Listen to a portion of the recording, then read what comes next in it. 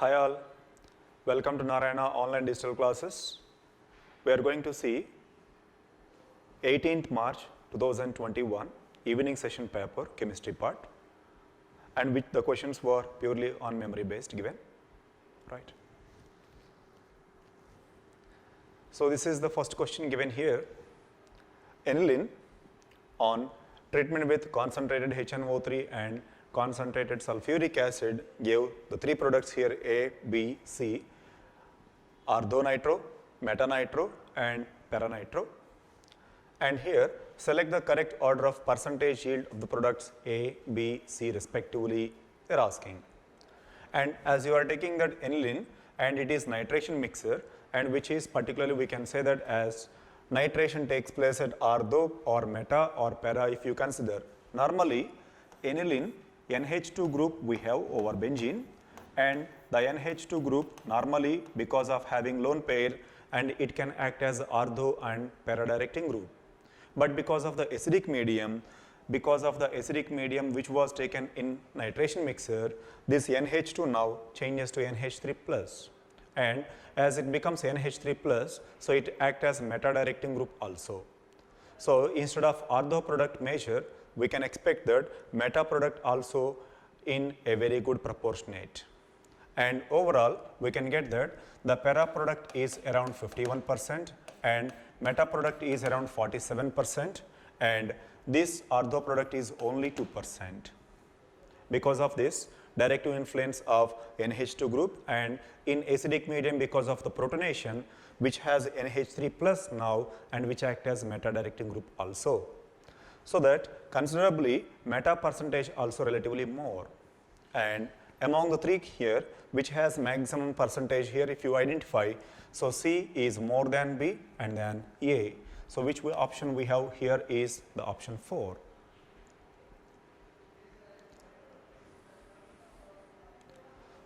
Let's see the next question given. Thermal power plant waste is non-biodegradable. And statement 2, biodegradable detergent causes eutrophication. And there are two statements given, and whether the two statements are correct or incorrect we have to validate. And the first statement they give that as thermal power plant waste is non-biodegradable. Yes, it is definitely. As per environmental chemistry of NCERT, we can understand that the thermal power plant waste materials which were exhaust outcome, definitely we can say as non-biodegradable. And biodegradable detergent causes eutrophication.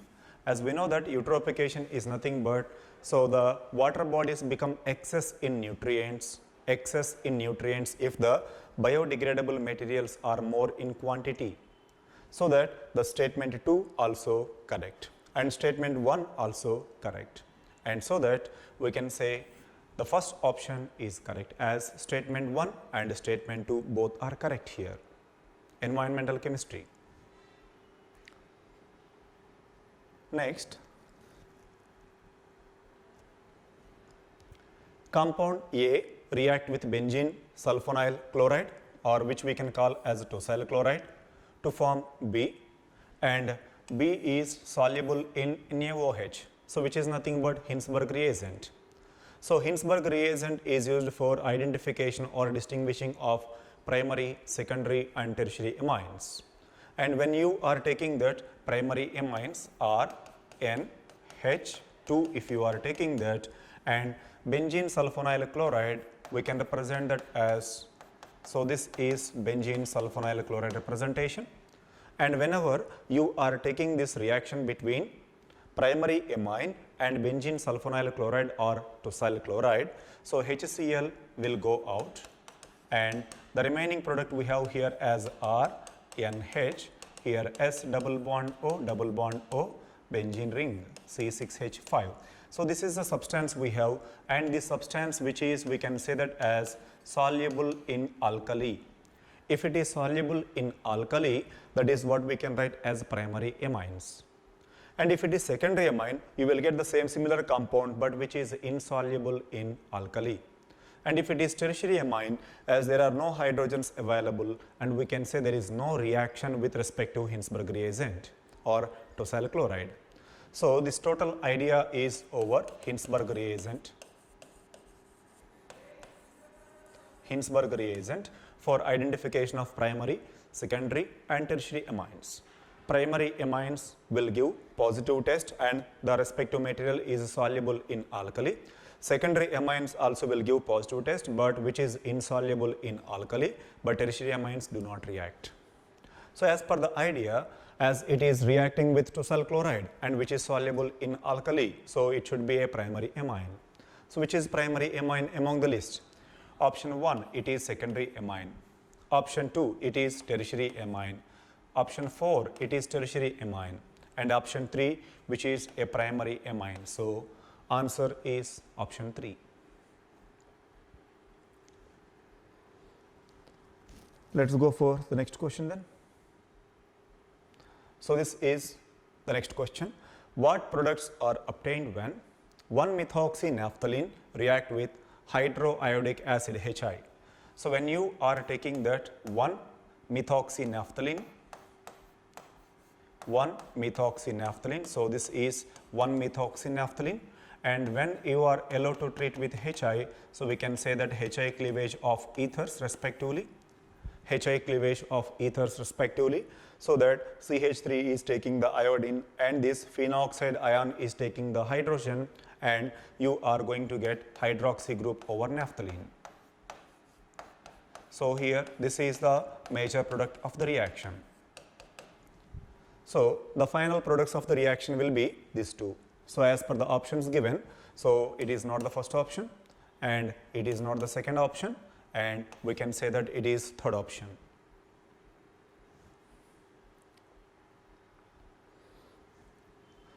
Next question. So this is the reaction given. As it is a ketone in basic medium, okay. So finally it is just looking like condensation reaction. So when you are taking this compound, as it is in basic medium, so OH minus, so the acidic hydrogen removal takes place, and which makes that the compound here negative charge, and which is on reaction with the second molecule by shifting the electron cloud towards oxygen, and this carbon has positive charge, and add the negative charge to this carbon with positive charge electron deficient site. And as a result of that, we can expect the compound here double bond O here, and we can expect the ring joining, and here we can mention O minus, and finally it will be converted to OH. And next step is given here is heating also. So on heating, you can say that simply removal of water molecules takes place, and finally formation of double bond takes place. And formation of double bond between the two carbons takes place, and so that this position now become double bond. So identify the product in the reaction given. So first P is, we can say that ketone and containing alcohol. Q, we can say that keto group remains same and double bond here. So option 2.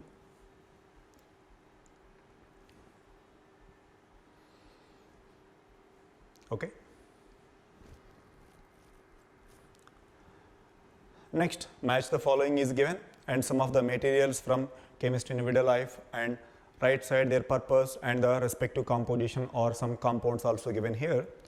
And artificial sugar, tranquilizer, anti-fertility drug and antacid, and meprobamate, ranitidine, and norethindrone and alitein.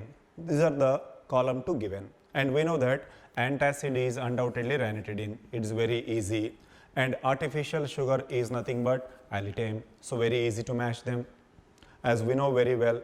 And the tranquilizer we can say that as meprobamate, and anti-fertility drug is nothing but the remaining, that is norethindrone. So now match them. Artificial sugar alitein, so A is 4, and tranquilizer is 1, B is 1, and C is 3. So we can say that it is first option. It's a repeated model. The next question here, vitamin K deficiency causes. As we know that vitamins and their functions and their deficiency causes respective problems and disorders, as we are aware of them, and we can surely say that vitamin K is responsible for clotting of the blood. So, vitamin K deficiency causes that increased blood clotting time, directly we can say. Increased blood clotting time, we can directly say that. Next question.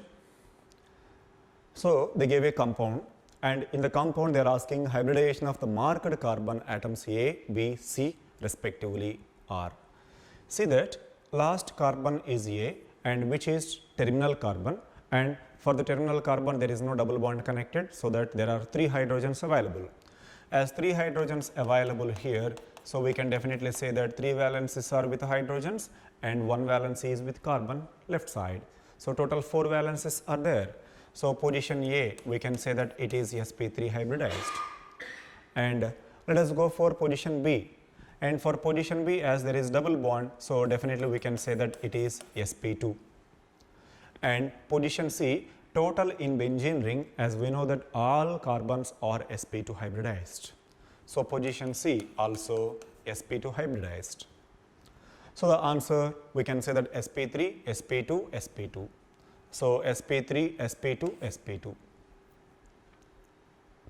Okay. Next, percentage yield of the product obtained in the following reaction is. So, they gave a compound and reactant to product. Benzoic acid is converting to meta-bromobenzoic acid. Meta-bromobenzoic acid, and 6.1 grams of this compound is capable of producing only 8.04 grams, and we can say that it may or may not be 100% efficient, and we have to calculate the percentage yield of the reaction. And weight of the given compound, weight of benzoic acid given is 6.1 grams, and the molecular weight of benzoic acid C6H5COOH, if you calculate, we will get 122. So, number of moles of benzoic acid we can get here now 6.1 by 122. 6.1 by 122. So, this is approximately 0.05 moles. As we know that 1 mole of reactant can maximum give only 1 mole of product maximum. So, 0.05 moles of benzoic acid can give 0.05 moles of respective bromobenzoic acid. So, number of moles of product should be maximum 0.05, and we know that molecular weight of bromobenzoic acid, if you calculate C6H4Br COOH, and the molecular weight we can write as 201. So, that number of moles of product we know and molecular weight we know. So, that weight of product what we can get here is 0.05 into 201, approximately 10.05 you will have. 10.05 you will have. And because of this one, what is the given weight? 8.04 only. So, percentage yield of the reaction is equal to how much we got, 8.04, how much we are expecting, 10.05 into 100. Actual value by expected value into 100 directly gives that percentage yield. So, on simplification, we can directly say this value is 80%. So, the answer of the question is 80.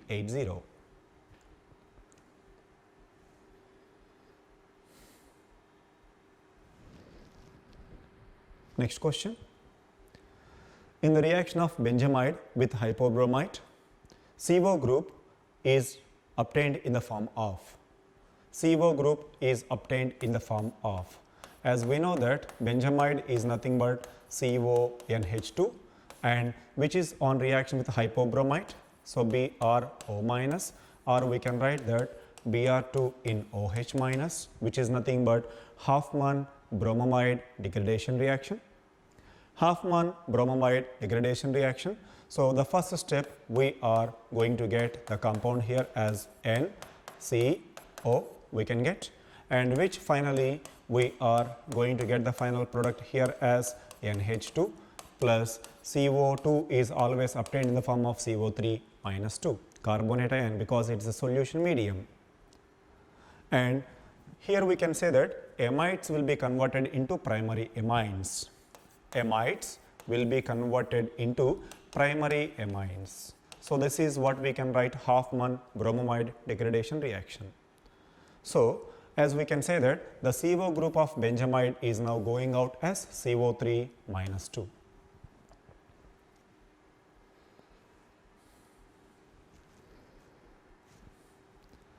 So next, about group 2 elements, S block group 2 elements, the elements and the respective purpose is given. Beryllium, magnesium, calcium and radium, used in treatment of cancer, used in reduction of metals, used in making windows of X-ray tubes, used in signals and explosives. As per these 4 elements, undoubtedly we know that radium is commonly used for the treatment of cancer. Okay, definitely we can say that. And calcium is commonly used for reduction of metals, as it is more positive, means more reactive metal among the list, and definitely we can say that. And the remaining beryllium, if you consider, so beryllium is commonly used for making that windows of X-ray tubes, and magnesium is used in signals and explosives.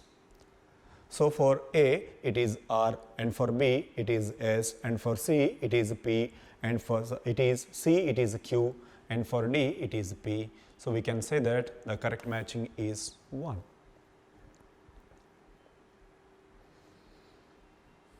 The next one we can see H2O2 in basic medium shows which of the following reaction. Basic medium shows which of the following reaction. Mn plus 2 is oxidized to Mn plus 4. Mn plus 2 is oxidized to Mn plus 4. I2 is oxidized to I minus or reduced to I minus. Identify that. As we know, Mn plus 2 is increasing to plus 4 state. So manganese is undergoing oxidation. I2 oxidation number 0 converting to I minus, reduction, and PbS converting to PbSO4, we can say that. And as per the 3 reactions given, H2O2 in basic medium can give the first reaction. Mn plus 2 can be oxidized to Mn plus 4 and can change that I2 to I minus. But PbS to PbSO4 reaction, PbS plus H2O2 gives the reaction here as PbSO4. PbSO4. This reaction generally takes place in acidic medium. Sulfide converts to sulfate, generally takes place in acidic conditions. So this is not the basic medium reaction. So the answer we can say here are only A and B. Acidic medium, basic medium, oxidizing, reducing reactions of hydrogen peroxide. Examples for this one.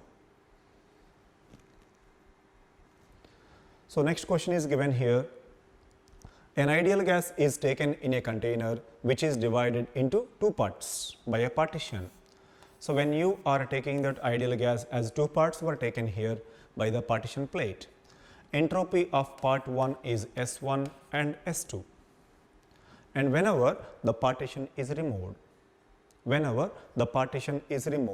and both the gases are going to mix well, as both the gases are going to mix well, the resultant entropy is always maximum, because the gases are always, the gas mixing is always spontaneous, which is entropy driven process, and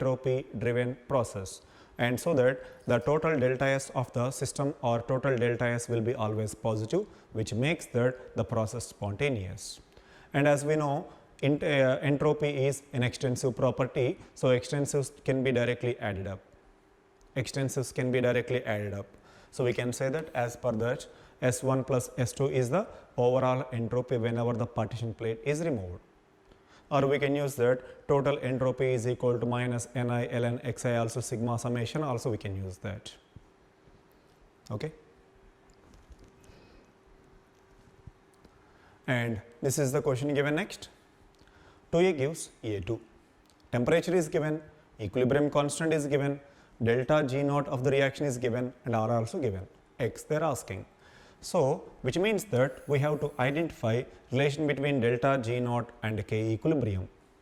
As we know, delta G naught is equal to minus 2.303 RT log K equilibrium we can mention, and delta G naught value 25.2 into 10 power 3 joules we can say, and R value minus 2.303, R value here given 8.3, temperature given here 400 log K equilibrium to the base 10. Now write K equilibrium to the base 10, I mean K equilibrium is equal to, so 10 power we can directly mention the value, 10 power, so this value we can write 25200 by 2.303 into 8.3 into 400 with minus sign. So this is the value you will have, and on simplification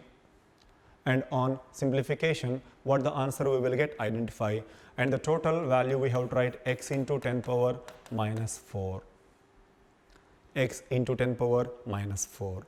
So on simplification we can get this value as 5 into 10 power minus 4 if you simplify. So the value of x is 5. Okay.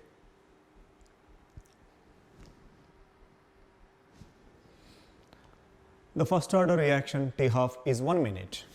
As T half of the reaction is 1 minute, then time taken for 99.9% completion is, as T half is 1 minute for first order reaction, so rate constant K is equal to 0.693 by T half we will write, that is 0.693 by 1, and they are asking that time taken for Kt is equal to 2.303 log A by A minus x we know, and 2.303 log A if you take as initial, A minus x they told 99.9% is reacted, 99.9% per 100 it is reacted.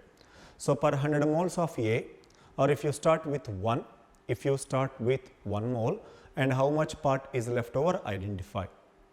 99.9 per 100 if you start with, so in the place of A if you take with 100, 99.9 reacted means what is left over here is only 0.1, and so that we can write 2.303 log 10 cube, so that we can mention 3 into 2.303 which is nothing but 6.93, and we know that T we have to find K value 0.693.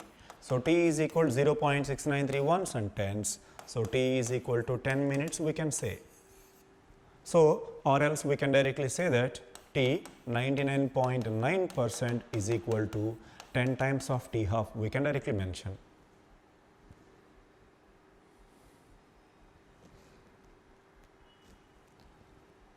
So the next one, the matching again, nickel, silicon and copper, as it is memory based, nickel, silicon and copper, and the refining process, vapor phase refining, electrolytic refining and zone refining. As we know that nickel always can be purified by vapor phase refining, silicon always purified by zone refining, copper is always purified by electrolytic refining, we know well, and that is the option we can say. So for A, P, and for B, R, and for C, it is Q. We can go with option 1.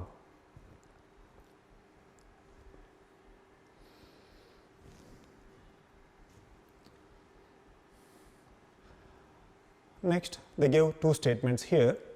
Bohr's model helps in explaining spectral lines and stability of Li+.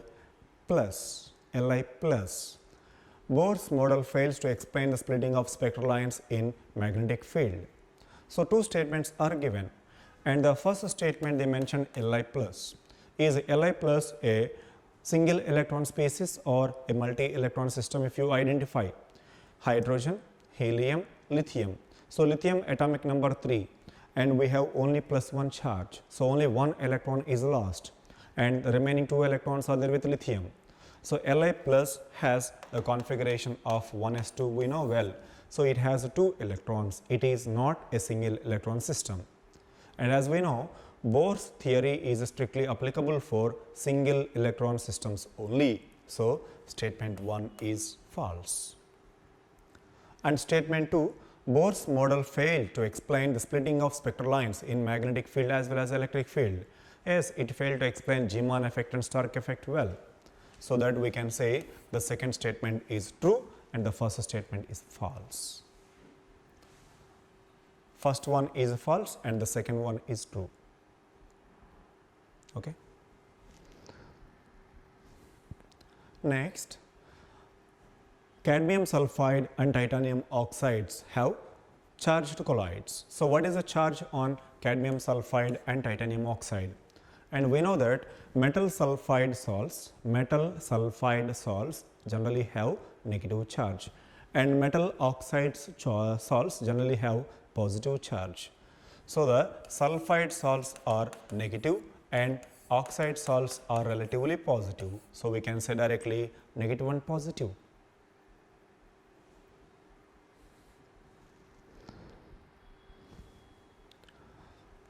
Upon partial hydrolysis of A, when you are taking that one of the component is XeO2F2 means the other component will be HF. And what are the number of lone pairs in A? So, on partial hydrolysis, if you are getting that XeO2F2, so xenon has +6 oxidation state. So, that compound A should be a fluoride of xenon with having same oxidation number. So, we can say that the molecule is XeF6. So, XeF6 we have total how many fluorines we have? So, 6 fluorines we have and moreover 1 lone pair over xenon, because xenon totally have 8 electrons. And they didn't say that number of lone pairs on central atom, they said total number of lone pairs. So, count the total number of lone pairs in the total entire compound. Each fluorine has 3 lone pairs. So, 6 fluorines we have. So, 6 3s 18 lone pairs only on 6 fluorine atoms and 1 lone pair over central atom. So, total number of lone pairs are 19.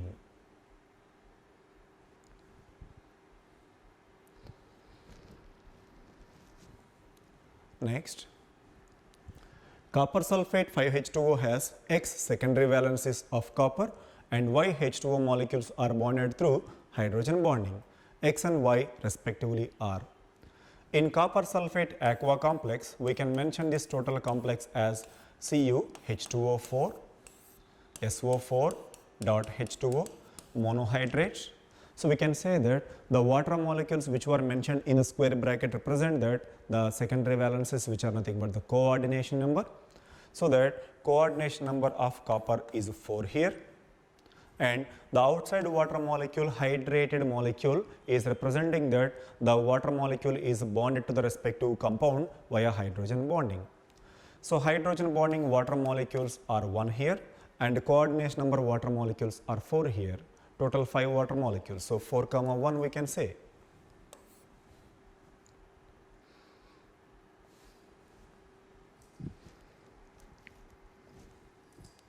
Next question. Boiling point of 2 molar solution of a non-volatile solute is given 100.52. Determine the percentage dimerization of solute in solution.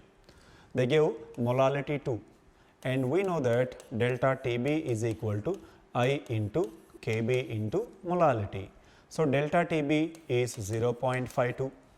Elevation in boiling point, normal boiling point is 100 degrees and elevation in boiling point is 0.52 degrees is equal to I. We have to find out Kb 0.52 and molality is 2.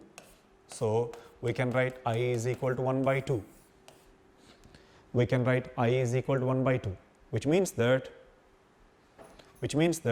2 moles are now converting into 1 by 2 given here. So, I always given that number of particles initial, number of particles actually present by number of particles initially taken. number of particles initially taken and number of particles actually present. The ratio is 1 by 2.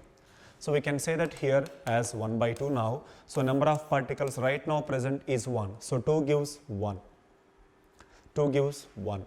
And we can say that the total dimerization is 100%, because as we know 2A gives rise A2. So if you start with 2, 0, and total, as we write 2 minus x is equal to, here we can write x by 2 here. So I is equal to 2 minus x plus x by 2 by 2, which is equal to 1 by 2. So 2 minus x plus x by 2 is equal to 1. So solve for x and identify, and we can get it. So percentage total dimerization is 100% here.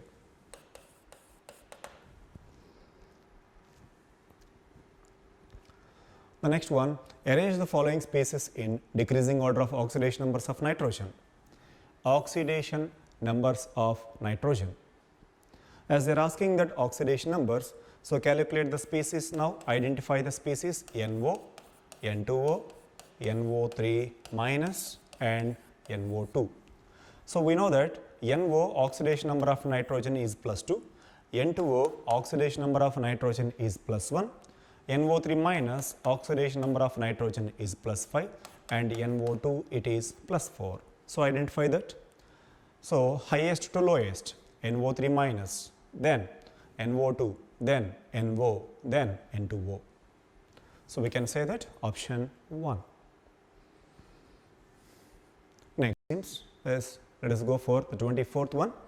O2 behaves as ideal gas. Find the ratio of root mean square velocity and average velocity. Root mean square, RMS velocity if you consider. So RMS velocity formula we write here as root over 3 RT by m, and average velocity we can write here as root over 8 RT by pi m.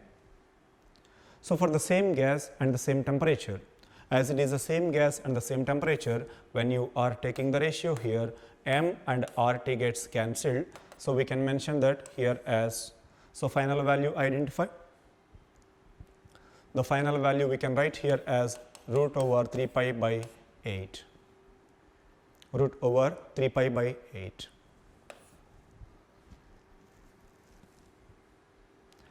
Next, the molar conductivity of barium sulfate at infinite dilution. Barium sulfate we want to find. For that, they give barium chloride, sulfuric acid and HCl.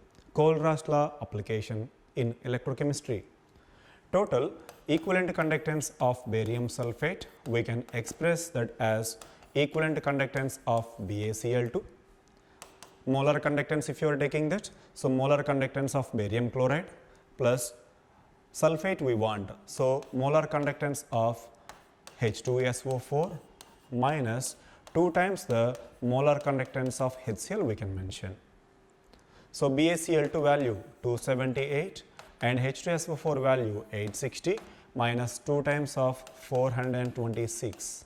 So identify that 278 plus 860 minus 852. So simplify and the final answer identify. The final answer you will get here as 286. Okay. Thank you.